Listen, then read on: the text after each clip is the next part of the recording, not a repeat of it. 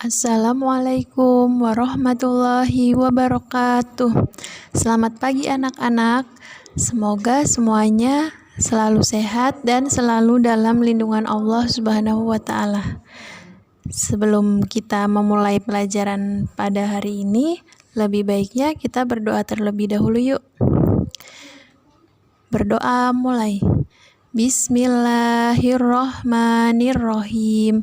Rabbi zidni ilman warzuqni fahman. Amin ya rabbal alamin. Ya Allah, tambahkanlah ilmuku dan pertinggikanlah kecerdasanku. Amin ya rabbal alamin. Nah, anak-anak, hari ini kita kembali lagi belajar tematik. Tema 3, benda di sekitarku. Subtema 1, aneka benda di sekitarku. Pembelajaran 6. Aneka benda di sekitar. Benda-benda di sekitar kita terbuat dari berbagai jenis bahan. Bahan-bahan yang digunakan memiliki sifat tertentu. Sifat itu menunjukkan jenis benda yang akan dibuat. Bahan-bahan pembuat benda terdiri dari kaca, logam, karet, kayu, dan plastik. Kaca bersifat tembus pandang. Logam memiliki sifat keras, kuat, tidak lentur, dan dapat menghantarkan panas. Karet bersifat kuat dan lentur. Kayu bersifat keras, kuat, mudah dibentuk. Plastik bersifat ringan, tidak mudah pecah. Setelah kalian mengetahui bahan dasar pembuat benda dan sifatnya, selanjutnya kita akan menyelidiki bahan yang sesuai untuk benda-benda tersebut. Tentukan benda yang akan kalian selidiki. Misalnya, ada buku, meja, kursi, sandal jepit, gunting, botol minum, dan kacamata hitam. Dan benda-benda lainnya yang ada di sekitar kalian. Setelah kalian mengetahui bahan dasar pembuat benda dan sifatnya, selanjutnya kita akan menyelidiki bahan yang sesuai untuk benda-benda di sekitar kita. Selanjutnya, tentukan benda yang akan kalian selidiki. Misalnya buku, meja, kursi, sandal jepit, gunting, botol minum, dan kacamata hitam. Selanjutnya, setelah kalian melakukan pengamatan, kalian dapat membuat laporan hasil pengamatan dalam bentuk paragraf. Nah, sebelum kalian membuat laporan tersebut, kalian harus menentukan dulu judul teksnya. Misalnya, judulnya benda-benda di sekitarku. Selanjutnya kalian membuat pembukaan teks terdiri dari pembukaan, isi, dan penutup. Nah, kalian juga dapat membuat kalimat pembukaan dan menuliskan informasi penting hasil pengamatan. Lalu kalian membuat kalimat penutup. Nah, di sini terdapat beberapa benda yang ada di sekitar kita. Bu guru akan mengambil satu benda yang akan kita amati. Misalnya buku. Buku terbuat dari kertas. Nah, kelebihannya dari bahan tersebut yaitu dapat mudah menyerap tinta, dan kekurangan dari kertas tersebut adalah mudah sobek dan basah. Nah, contoh hasil pengamatan lainnya, kalian bisa perhatikan tabel berikut ini ya. Ada meja, gunting, sendal, kacamata, dan botol air minum yang sudah diamati. Selanjutnya, setelah kalian melakukan pengamatan, hasilnya bisa kalian diskusikan dengan teman kalian. Nah, dalam berdiskusi, kita pasti menemukan perbedaan pendapat. Nah, dalam perbedaan pendapat tersebut, kita harus menghargai pendapat teman kita. Nah, kita harus menghargai pendapat orang lain itu dengan cara misalnya menyimak teman yang sedang menyampaikan pendapat. Contohnya pada saat kalian berdiskusi. Selanjutnya, tidak memotong pembicaraan teman yang sedang menyampaikan pendapat. Tidak mengejek pendapat orang lain. Selanjutnya, mengungkapkan ketidaksetujuan dengan bahasa yang santun. Jadi, ketika teman kita menyampaikan pendapat dan kita tidak setuju dengan pendapatnya, kita harus membicarakannya dengan bahasa yang santun. Dan yang terakhir, kita harus menerima perbedaan pendapat dengan lapang dada. Meteran gulung disebut juga meteran saku. Nah, adik-adik masih ingat ya?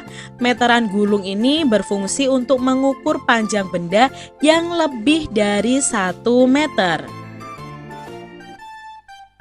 Meteran ini biasanya itu digunakan oleh pekerja bangunan atau tukang kayu, adik-adik. Diingat-ingat ya.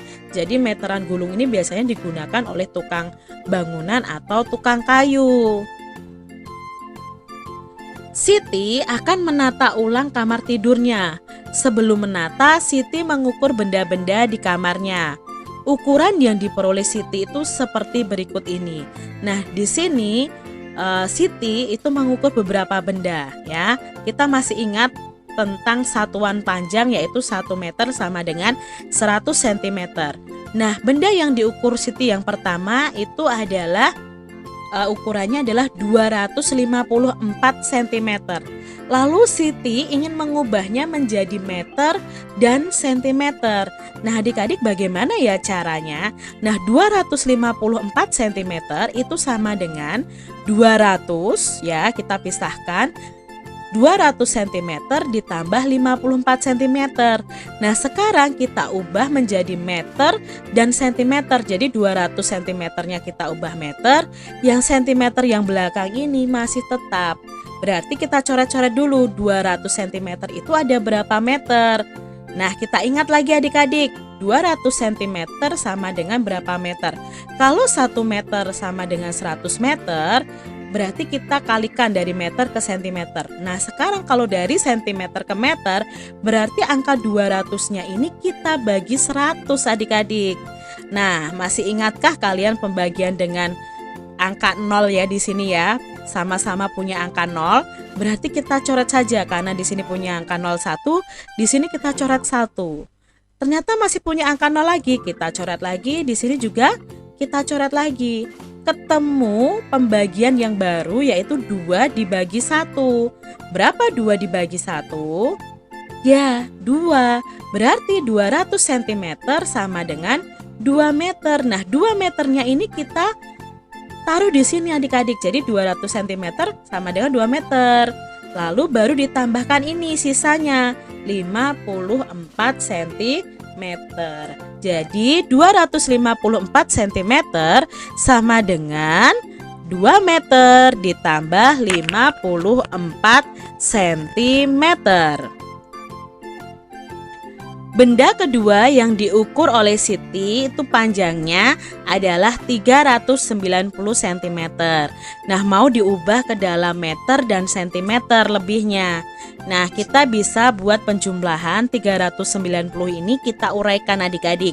Berarti 300 cm ditambah 90 cm. Nah, 300 cm-nya ini kita ubah menjadi meter, 90 cm-nya ini tetap menjadi sentimeter. Nah, kita cari tahu dulu 300 cm berapa meter. Maka kita coret-coret di sini. 300 cm sama dengan titik-titik meter. Nah, 300 cm menjadi meter itu kita bagi dengan 100. Sama seperti tadi, sama-sama punya 02, kita coret saja nolnya adik-adik supaya mudah pembagiannya. Nah, sekarang ketemu nih pembagiannya, 3 dibagi 1. Berapa 3 dibagi 1? Ya, 3 dibagi 1 itu 3. Maka 300 cm sama dengan 3 meter. Kita tuliskan di sini adik-adik 3 meter ditambah 90 cm. Jadi 390 cm itu sama dengan 3 meter ditambah 90 cm. Nah, Tukang membutuhkan bahan kayu untuk membuat meja. Bahan kayu yang diperlukan itu 250 cm. Pilihlah bahan kayu yang sesuai dengan kebutuhan. Nah, di sini kita akan mengubah 250 cm-nya itu ke dalam meter dan sentimeter lebihnya. Caranya bagaimana? Ya seperti tadi adik-adik, 250 cm sama dengan titik-titik meter ditambah titik-titik sentimeter. Maka kita uraikan dulu 250-nya. 250 itu kita uraikan sama dengan 200 cm ditambah 50 cm. Nah, 200 cm-nya ini kita ubah dalam meter. 50-nya kita tetap adik-adik karena satuannya sama-sama cm. Nah, kita cari tahu dulu 200 cm itu berapa meter. Nah, berarti 200 dibagi 100. Sama-sama punya 0, kita coret saja. Maka ketemu 2 dibagi 1. Berapa 2 dibagi 1? Ya, 2. Berarti 200 cm sama dengan 2 meter. Lalu kita tulis di sini 200 cm sama dengan 2 meter. 50 cm-nya karena sama-sama satuannya cm tidak perlu diubah.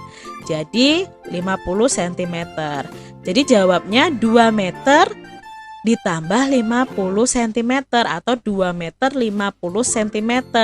Maka mana jawaban yang benar yang sesuai dengan kebutuhan kayu oleh tukang ini ya, tukang kayu ini?